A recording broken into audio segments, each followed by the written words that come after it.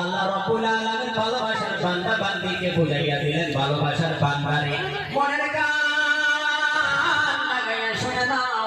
তোমার বাবা যদি তোমার উপরে 5 টাকা খরচ করেছিল গো, তুমি তোমার বাবার উপরে তোমার মায়ের উপরে 10 টাকা যদি খরচ করো, এর নাম হইছে ইহসান। এর নাম কি? জোরে বলেন, এর নাম কি? ইহসান। বাবা যদি আপনাকে 5 টাকা দিছে, আপনার 10 টাকা দেওয়া লাগবে, তার চেয়ে বেশি দেওয়ার নাম হচ্ছে ইহসান। তার চেয়ে বেশি দেওয়ার নাম কি? ইহসান। আমার মহান আল্লাহ রাব্বুল আলামিন ভালোবাসার বান্দা বান্দিকে মেসেজ দিয়ে দিলেন, শুধু ইহসান করলে হবে না গো। যখন তুমি তোমার মা বাবার সাথে কথা বলবা, তোমার মা বাবার সাথে কথা বলার সময় রাগান্বিত হইয়া গরম গরম মেজাজে চোখটা গরম কইরা চোখের সাথে চোখ মিলাইয়া কথা বলা যাব না। যখন তুমি মা বাবার সাথে কথা বলবা, তোমার চোখটা নিচে দিয়া মা বাবার সাথে নত হইয়া দাঁড়াইয়া মা বাবার সাথে নরম নরম ভাষায় মিঠা মিঠা কথা বলা লাগবে। এই হুকুমটা আমার আল্লাহ রাব্বুল আলামিন পবিত্র কোরআন শরীফের মাধ্যমে বলে দিলেন। কথা বলেন ঠিক কিনা? লিল্লাহি তাকবীর, আল্লাহু আকবার। তৃতীয় নম্বরে আমার আপনার মায়া আল্লাহ মহান আল্লাহ রাব্বুল আলামিন ভালোবাসার বান্দা বান্দিকে মেসেজ দিয়ে দিলেন, রাব্বির হামহুমা কামা রাব্বায়ানি সগীরা। খালি মা বাবার খেদমত করলে হবে না, ইহসান করলে হবে না। মা বাবার জন্য দুটি হাত উঠাইয়া মাওলার দরবারে যদি কামনা করতে পারবো, রাব্বির হামহুমা কামা রাব্বায়ানি সগীরা। ও দয়ার মালিক, যখন আমি ছোট ছিলাম গো, যেভাবে মা বাবা আমার উপরে রহম করেছে, আমাকে ভালোবাসাকে লালন পালন করেছে, আজকে আমি শিক্ষিত হয়েছি গো, সেরকম ভাবে তুমি আমার মা বাবার উপরে রহম করিও। বলেন ঠিক কিনা? এই কথাটা আমার আপনার মাইয়ার রব মহান আল্লাহ রাব্বুল আলামিন ভালোবাসার বান্দা বান্দিকে পবিত্র কোরআন শরীফের মাধ্যমে বলে দিলেন। কথা বলে যে আমরা নিজের মা বাবাকে ভালোবাসি কি বাসি না? এরকম বান্দা কয়জন আছে যে যারা মা বাবাকে টর্চার করতেছে? এই মঞ্চে মিশা কথা বলবেন না, দয়া করে হাত উঠান। আছে এই মঞ্চে তারপরে চিন্তা চর্চা করবেন যে মা বাবার খেদমত করলে ঠকা হয় না জিতা হয়। হাদিসটা বলবো ইনশাআল্লাহ।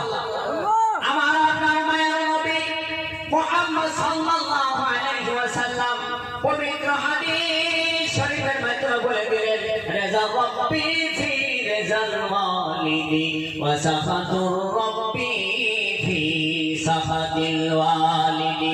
তোমার মা বাবা যদি তোমার উপরে রাজি হয় গো, তোমার উপরে তোমার মহান আল্লাহ রাব্বুল আলামিন রাজি হয়ে যাবে। সুবহানাল্লাহ, লিল্লাহি তাকবীর। আর যদি তোমার উপরে তোমার মা বাবা বেজার হয়, তোমার উপরে বেজার হবে আমার মহান আল্লাহ রাব্বুল আলামিন। এখন ভালো করে বুঝে নাও গো যুবক মুসলমান ভাই, তুমি মনের কান লাগাইয়া শুনে নাও আর ভালো করে বুঝে নাও। আমার মহান আল্লাহ রাব্বুল আলামিনের ভালোবাসার পয়গম্বর মুহাম্মদ সাল্লাল্লাহু আলাইহি ওয়াসাল্লাম হাদিসের দ্বারাই বুঝাইয়া দিলেন, যদি তুমি জান্নাতে যাইতে চাও, মা বাবার খেদমত বেশি বেশি করে করো।